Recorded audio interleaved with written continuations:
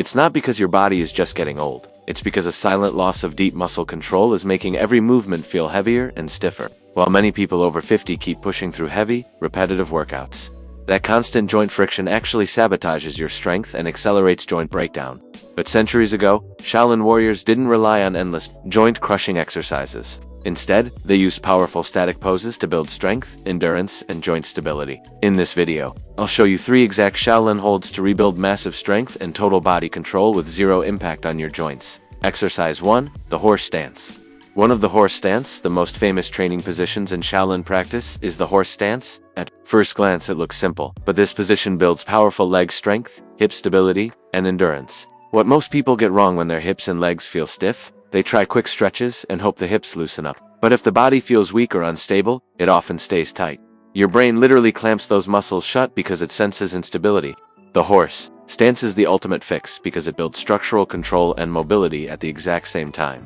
How to do it? Stand with your feet wider than shoulder width and turn your toes slightly outward. Now slowly sink your hips down as if you are sitting on an invisible chair. Keep your chest upright and your back straight. Push your knees slightly outward so they stay aligned with your toes, then hold the position. Progression. Week 1, hold for 20 seconds. Week 2, hold for 30 seconds. Week 3, build up to 60 seconds. The hollow body hold exercise 2.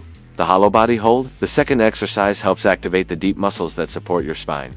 What most people get wrong. Most people think this move is just another AB exercise for a six-pack. They keep bending, twisting, and doing endless reps thinking more movement will fix it. Instead, they are literally grinding their lumbar discs down to dust. If your deep core is not active, that extra motion puts more stress on the back. This hold creates a deep structural core set to protect your spine. How to do it? Lie on your back and press your lower back firmly into the ground. Tighten your glutes and lift your legs a few inches off the floor. Reach your arms overhead and hold. The golden rule. If your lower back lifts, stop and reset. Progression. Week 1. Bend your knees and hold for 15 seconds.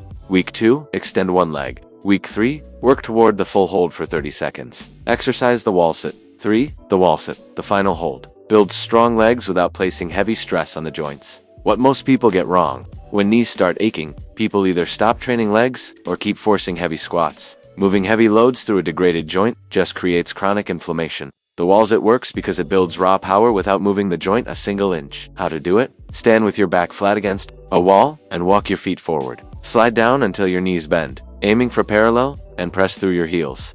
You should feel your thighs burning, but zero sharp pain in the kneecaps. Progression. Week 1, hold for 20 seconds. Week 2, build up to 30 seconds.